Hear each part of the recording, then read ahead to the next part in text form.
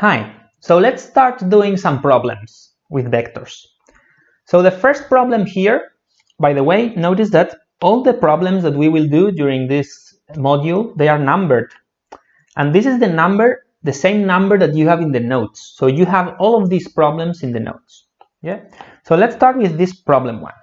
This is a basic problem dealing with the dot and the cross products and its properties. So the problem asks, show that if A equals B plus lambda C, then this must be true. A cross C equals B cross C. So we know this thing on the left, and we need to prove that this means that the second thing must be true. So how can we start? Well, I would start writing A cross C, but substituting the definition that we have, or the value that we have for A on the left. Yeah. So A cross C equals B plus lambda C cross C. Yeah. So this is A cross C, because this left part is A. And now we notice two things. So the first thing is that this value for A, this is a linear combination of two vectors. Yeah. So what do I mean by that? So I mean that it's equal to some scalar multiplying one vector, in this case 1 times v, plus some other scalar multiplying another vector, in this case lambda times c. So this is the typical form of a linear combination of two vectors. And next, remember one of the properties of the cross product. So the cross product is a linear operator, or a linear operation, which means that whenever you have a linear combination of vectors as one of the two inputs in the cross product, you can do the linear combination of the results, yeah, as we showed earlier.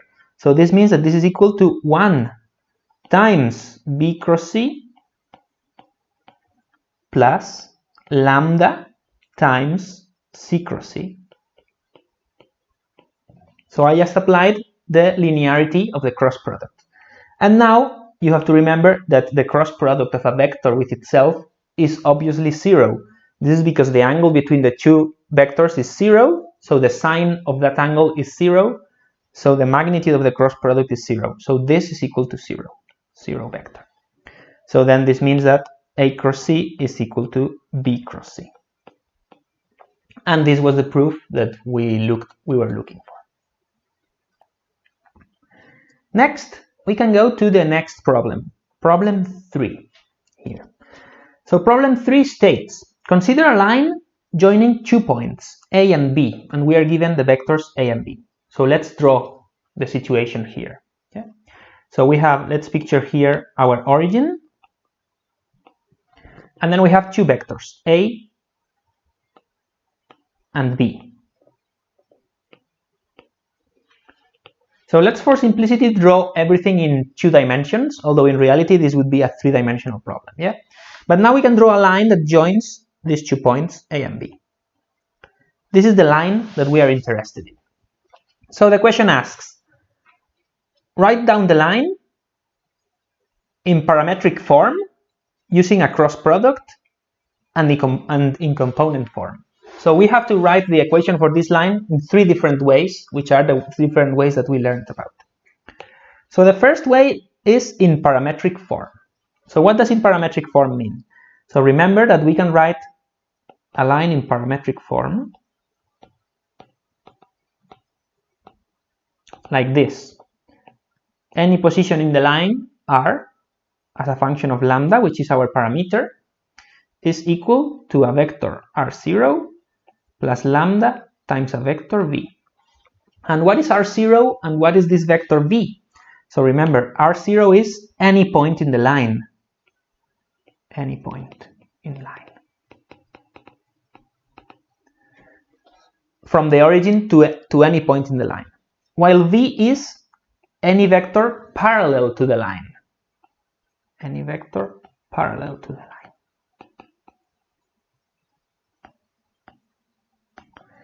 Therefore, okay, what can we choose as r0? We could choose, for example, A. Why not? A is a vector that points from the origin to a certain point on the line. We could have chosen B, or we could have chosen any other point in the line, but to keep things simple, we just choose A as one point in the line. Now we need a vector parallel to the line. For example, we need a vector that looks like this. We need this vector. We can use this vector as B, yeah? So it's a vector parallel to the line. So one easy way of obtaining this vector is B minus A, because remember that the subtraction of two vectors is the vector that points from the second one, from the second one to the first one, yeah? So substituting for B, we put B minus A, and this would be the line in parametric form, yeah? So if you want to explicitly substitute the values for A and B, we can do that very easily. So this is equal to vector A, which is 1, 2, 0, plus lambda, and now vector B minus A. So we can either write the subtraction, or I can do the subtraction directly. So B minus A would be, so it would be 3, 1, 0 minus 1, 2, 0. Yeah. So now I can subtract component by component, which let me write it down here.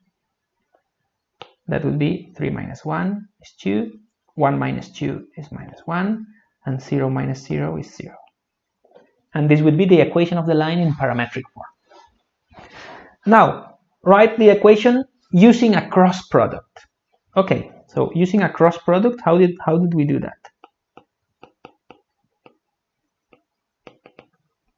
So the equation of a line using a cross product was written like this: R minus R0 cross V equals 0. And this made sense because it was saying that R is any vector in the line. Yeah, for example, this vector would be a certain value of R for a certain value of lambda. Remember, this vector moves when we change lambda. Then R minus R0, this will be a vector that is parallel to the line. Yeah, and therefore when we do the cross product to another vector V which is parallel to the line, we get the equation, the result must be equal to 0. So that's why this cross product equation defines our line. Yeah, so the same as before, we can use for R0, we can choose A, and for vector V, we can choose B minus A. So we can do that, and therefore we arrive at this equation, that R minus 1, 2, 0, all this cross vector V, which is B minus A, which we can copy from before, equals 0. Yeah, and this would be the equation of the line. Remember that we could write R is any point on the line, we could write it as x, y, z, so the 3 coordinates of any point on the line. Okay? And finally, the question asks to write the line in component form.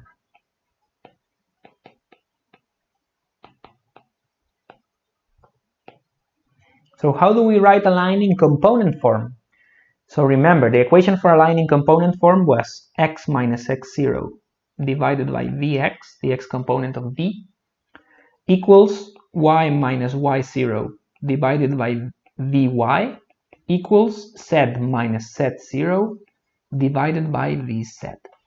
So x0, y0, and z0 are the 3 components of R0, of the vector R0, yeah, as we have there. So the 3 components of A in this case. We could choose A to be equal to R0, yeah. While the 3 vectors of Vx, Vy, Vz, those will be the 3 vectors of V, yeah.